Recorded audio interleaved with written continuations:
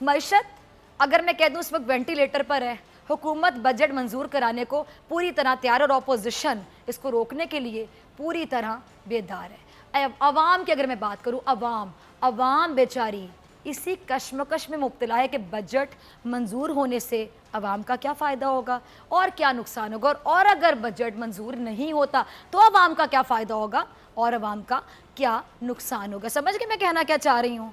समझिए, जबकि बजट की तारीख कोई अच्छी नहीं रही। अगर हम तारीख की बात करें पीछे की, बजट को कभी भी अवाम ने अपना दोस्त माना?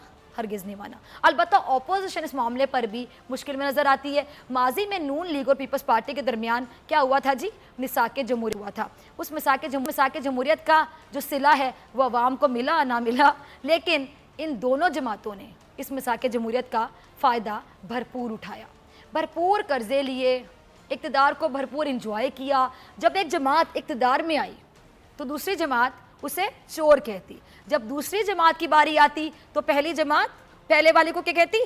चोर कहती। ये क्या थी जी? फ्रेंडली ऑपोजिशन, जिसका सिलसिला अल्हम्दुलिल्लाह जारी रहा। मिसाक जमहूरियत पूरी आबोताब के साथ चमक रहा था, किसी को कोई डर नहीं था, कोई खौफ नहीं था।